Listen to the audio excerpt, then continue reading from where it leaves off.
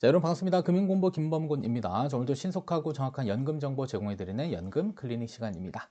자, 이번 시간 주제는 우리가 세액공제를 적용받기 위해서 선택하는 금융상품은 연금저축이 하나 있고요. 두 번째로는 IRP 계좌가 있습니다. 그래서 막상 선택하려고 봤더니 어떠한 금융상품을 선택해야 되는지 그 선택의 기준을 잘 알지 못하기 때문에 이번 영상을 통해서 연금저축과 IRP 어떠한 상품을 선택하는 게 더 유리한지 상품을 한번 비교해 봤습니다. 그래서 여러분들이 세액공제 적용받기 위해서 IRP나 연금저축 선택을 고민하고 계신 분들이라면 영상 끝까지 시청해 주시면 좋을 것 같습니다. 자, 먼저 오늘의 사연을 보도록 하겠습니다. 자, 연말정산 세액공제 적용받기 위해서 금융상품을 알아보던 나고객 씨는 자, 연금저축과 IRP 계좌가 세액공제를 적용받을 수 있는 상품인 것을 알게 되었습니다.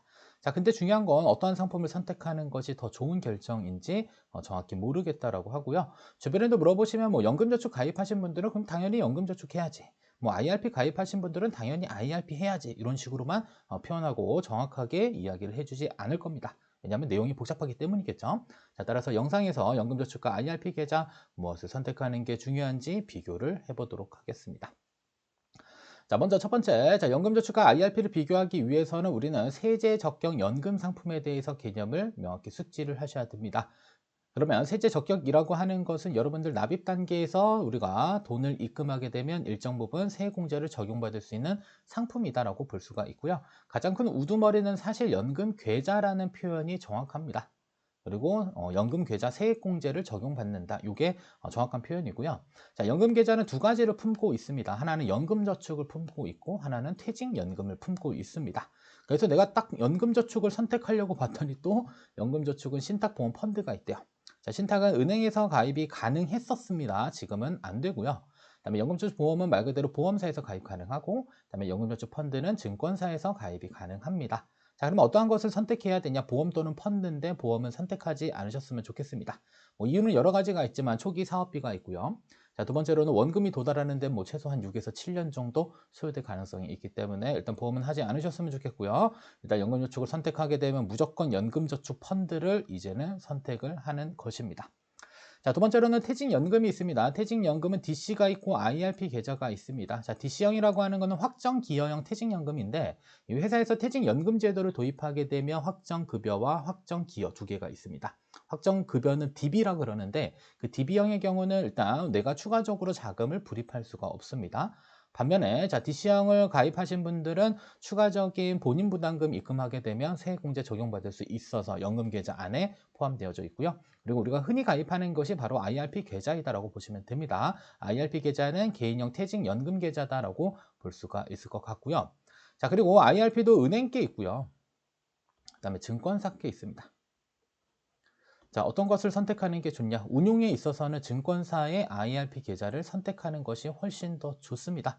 뭐 은행에는 뭐 예금 있겠지만 증권사에도 예금이 있습니다. 그러니까 둘 다 어차피 예금은 다 있기 때문에 여러분들 뭐 예금 때문에 은행 거를 가입할 이유는 전혀 없습니다. 그리고 다양한 상품의 포트폴리오를 구성한다라고 했을 경우에는 증권사 IRP가 훨씬 더 유리합니다. 그래서 어쨌든 간에 오늘 설명드릴 연금 계좌, 연금저축 펀드와 IRP 계좌는 증권사 기준으로 설명을 드리도록 하겠고요. 자, 그리고 세액공제 한도는 연금저축은 400만 원에서 600만 원으로 늘어났습니다. 올해부터. 자, 그리고 퇴직연금의 경우는 900만 원. 그래서 연금계좌 세액공제는 토탈 연간 900만 원이 최대 한도입니다. 자, 그리고 여러분들의 소득 규모에 따라서 16.5% 또는 13.2%의 세액공제를 적용받을 수 있다는 게 기본 개념이니까 이 내용을 먼저 숙지를 잘 해주시면 좋을 것 같습니다. 자, 다음 두 번째. 자, 세액공제 한도는 IRP 계좌가 더 많습니다. 자, 여기도 보시게 되면 연금저축은 600만 원, 그리고 퇴직연금 IRP 계좌는 900만 원. 근데 우리가 선택의 기준에 있어서 세공제 한도가 더 많다라고 해서 IRP 계좌를 선택할 필요는 사실 없습니다. 그쵸? 왜냐하면 실제로 1년에 연 900만 원을 이러한 연금 계좌 세액공제를 적용받기 위해서 납입하시는 분들이 그리 많지 않습니다. 아마 거의 없을 거예요. 있기는 있겠죠. 고소득자의 경우는 있을 수는 있는데 많지는 않습니다. 그래서 그거 참고로 기억하시면 되겠고요. 그래서 선택의 기준이 세액공제 한도가 되면 안 된다라는 거 체크해 주시면 되겠고, 자, 두 번째로는 세액공제율은 동일하게 적용이 됩니다. 그래서 총 급여가 5,500만 원 이하 또는 종합소득 금액이 4천만 원 이하일 경우에는 16.5%의 다소 높은 세액공제율이 적용이 됩니다. 그리고 총급여는 세전을 의미합니다. 여러분들 근로소득 원천지수 영수증상의 맨 꼭대기층에 있는 그 세전급여를 의미하고요. 그다음에 종합소득 금액은 사업하시는 분들 혹은 프리랜서 금액이기 때문에 경비를 차감하고 남은 그 세후 금액이 된다라고 보시면 되겠고요. 자, 그래서 어찌됐든 간에 5,500만 원 이하 또는 4천만 원 이하일 경우에는 16.5, 나머지 분들은 13.2%의 세액공제가 적용됩니다. 그래서 연금저축 600만 원 풀로 가입하게 되면 72만 9천 원 또는 99만 원을 세액공제 받을 수 있고요. IRP 계좌 안에서는 최대 118만 원 또는 148만 원을 뭘 받을 수 있다? 연말정산할 때 세액공제를 적용받을 수 있다고 보시면 됩니다. 그래서 한도가 많다라고 해서 IRP를 꼭 선택해야 되는 것은 아니다라는 점 보시면 되겠고요. 자, 그다음에 네 번째가 중요합니다. 별표 쳐놓고 운용 스타일에 따른 선택의 기준. 이게 정말 중요합니다. 자, 첫 번째로는 공격적인 운용을 하고 싶다. 이때는 무조건 연금저축 펀드가 유리할 수 있고요. 그다음에 안정적인 운용과 공격적인 운용을 조금 믹스를 하고 싶다라고 한다면 이때는 IRP 계좌를 선택하는 것이 유리합니다. 자, 이유는 일단 연금저축 펀드의 경우는 위험자산의 100% 몽땅 다 운용이 가능합니다. 그래서 공격적인 운용을 할 때 훨씬 더 유리하고요. 자, 그리고 연금저축 펀드 안에는 여러 가지 금융상품들을 운용할 수 있지만 대부분의 사람들은 상장지수 펀드인 ETF 상품을 이용한다든지 아니면 간접투자 상품인 펀드를 이용하는 경우가 대부분입니다. 자, 근데 ETF를 선택함에 있어서 IRP 계좌에서의 ETF 선택과 연금저축 펀드 안에서의 ETF 선택은 조금 차이가 있습니다. 그래서 연금저축 안에서는 거의 모든 ETF 상품을 운용할 수 있습니다. 다만 레버리지라고 하는 것은 그냥 공격적이에요. 그냥 두 배 추종. 기초자산이 1% 오르면 이 레버리지 상품은 2% 오르고. 자, 인버스라고 하는 것은 거꾸로 베팅하는 겁니다. 되려 하락하면은 수익을 주는. 자, 이러한 파생 상품이 결합된 이러한 ETF 상품군들은 일단 중요한 건 연금저축에서는 운용은 할 수가 없습니다. 됐죠? 그래서 이 레버리지랑 인버스 제외한 나머지 모든 ETF 상품에 대한 투자가 가능합니다. 자, 근데 IRP 계좌에서는 ETF 상품 투자 가능하긴 하지만 좀 제한적입니다. 그래서 ETF는 기초지수에 따라서 수익을 주는 상품인데 그 기초지수가 현물과 선물이 있습니다. 근데 대체적으로 ETF 상품은 이 선물 지수로 많이 만들어졌어요.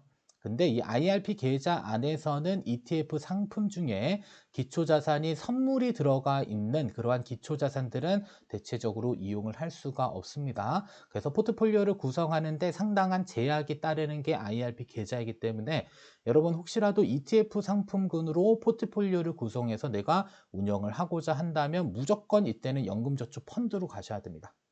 아셨죠? 그냥 선택의 여지가 없습니다. 왜냐하면 상당히 제한적이기 때문에 이때는 연금저축 펀드를 선택하는 것이 중요하고요.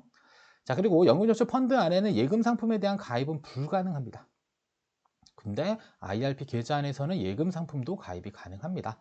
그래서 안정적인 운용과 공격적인 운용을 조금 결합하고 싶다라고 한다면 IRP 계좌를 추천드리고요. 자, 그리고 말이 나온 김에 IRP 계좌에는 안정형 상품으로 최소 40% 이상을 유지해야 되고, 그다음에 위험자산으로는 60% 이하를 유지를 해야 됩니다. 그래서 이런 부분들이 있기 때문에 최소한 안정적인 부분과 공격적인 부분들을 혼합해서 운용하고자 한다면 IRP 계좌를 선택하는 게 유리할 수 있다고 보시면 됩니다. 자, 그리고 예금도 가입 가능하기 때문에 목돈은 예금으로 운용하고 일정 부분은 예금으로 운용하고요. 나머지 부분에 있어서는 위험자산으로 포트폴리오를 구성하는 것도 마찬가지로 IRP 계좌가 훨씬 더 유리할 수 있겠습니다. 자, 그리고 리츠 부동산 투자 회사에 투자하는 리츠 상품 모두 다 선택 가능합니다. 연금저축펀드 IRP 가능하고요. 다만 이 주식 종목 즉 개별 주식에 대한 직접적인 투자 자체는 불가능합니다. 그래서 간접 투자 형태의 상품들만 운용이 가능하다라는 거 기억하시면 됩니다. 자, 따라서 선택 기준 일단 ETF 상품으로 내가 운용을 하고 싶다. 무조건 연금저축 펀드로 가셔야 됩니다. 꼭 선택하시고, 자, 두 번째로는 안정적인 운용, 그러니까 일부는 예금으로 그다음에 일부는 조금 공격적인 운용을 하고 싶다라고 하시는 분들은 이때는 IRP 계좌를 선택하시면 됩니다. 됐죠? 그래서 모든 사람이 투자를 잘할 수는 없습니다. 그렇기 때문에 여러분들이 가지고 있는 성향에 따라서 구분을 잘 하시면 됩니다. 공격적인 운용, 그다음에 ETF 상품으로 연금저축을 조금 운용해 보겠다라고 하시는 분들은 펀드 쪽으로, 아니다 나는 일부는 예금, 그다음에 일부는 위험자산에 투자하고 싶다. 이때는 IRP 계좌를 선택하시는 게 바람직할 수 있습니다. 그래서 운용 스타일에 따라서 여러분들 연금저축과 IRP를 구분하는 게 가장 바람직한 방법이 되겠습니다. 자, 그리고 운용 방법에 대한 부분입니다. 자, 공격적인 운용. 자, 일단은 연금저축에서 선택할 수 있는 건 펀드, 뭐 다양한 금융상품이 있지만 펀드 또는 ETF 상품들을 이용합니다. 자, 그리고 나서 가장 중요한 것은 운용 방법, 즉 자산 배분의 형태로 운용하는 게 가장 좋습니다. 그래서 일부는 주식에 몇 퍼센트 운용할지, 일부는 채권에 몇 퍼센트 운용할지, 일부는 대체 투자 상품에 몇 퍼센트를 운용할지를 결정하는 겁니다. 그래서 펀드를 선택하던 ETF를 선택하던 주식, 채권, 대체 투자에 대한 자산군 설정하고요. 그 다음에 비중을 결정할 필요가 있을 것 같고요. 자, 그다음에 증권사의 IRP 계좌는 저는 개인적으로는 예금의 몇 퍼센트를 가져가는 게 좋다고 봅니다. 그래서 예금의 최소 40% 이상의 비중을 넣어 주시고요. 나머지 비중에 대해서는 뭐 펀드를 선택하든 ETF를 선택하든 각각 두 가지 상품 둘 중에 하나를 선택하시고 그다음에 주식을 그다음 채권 그다음에 대체 투자에 각각 몇 퍼센트의 비중으로 포트폴리오를 구성할지에 대한 계획을 세우는 게 중요합니다.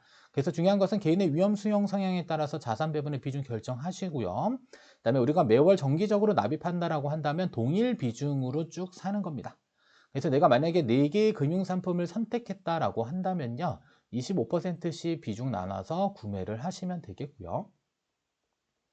자, 그리고 나서 시간이 경과됩니다. 1년 정도 주기를 좀 보시면 될 거예요. 1년 정도 주기가 되면 이 각각의 납입했던 비중이 다 변하게 됩니다. 그죠? 쌓여있는 평가 금액에 대한 비중들이 다 변해 있어요. 그래서 어떠한 상품들은 수익률이 많이 나게 되면 비중이 25% 플러스 알파가 되어져 있고요. 자, 어떠한 상품들은 평가 금액이 조금 낮아지게 되면 뭐 마이너스 알파가 될 수도 있습니다. 그래서 얘네들의 비중을 다시 한번 원래대로 전환해주는 이 리밸런싱 과정을 통해서 다시 몽땅 다 25%로 맞춰주는 이러한 형태의 투자를 통해 운용하는 게 가장 적합합니다. 자, 만약에 운영 방법이 조금 어렵다라고 생각되시는 분들은 그 아래 그 댓글창에 상담센터 운영하고 있으니까요. 상담 신청하시면 관련 내용들 충분하게 좀 설명을 드릴게요. 아셨죠? 운영 방법에 대한 부분 뭐 나중에 영상도 한번 다루겠지만 사실 조금 어렵습니다. 일단 오늘은 선택의 기준에 대한 부분만 잘 기억을 해주시면 좋겠습니다. 아시죠? 공격적인 운용은 연금저축, 그다음에 조금 안정적인 운용을 원한다. 이러면 IRP 계좌를 선택하는 게 좋습니다. 자, 그러면 도대체 얼마를 납입하는 게 적당할까? 이것도 많이 고민하십니다. 자, 일단은 제 기준으로, 자, 일단은 월 소득의 9%를 초과하는 거는 조금 바람직하지 않다라고 봅니다. 너무 많은 금액이 노후 자산으로 가게 되면요. 실제로 우리가 어떠한 목표를 달성하기 위해서 사용돼야 될 그 금액들이 많이 줄어들게 됩니다. 그죠? 자, 그리고 또 한 가지 중요한 사실은 연금저축 가지고 IRP 가지고 목돈 모으는 건 맞습니다. 근데 중요한 건 얘네들은 목돈이 아니라 노후소득이에요.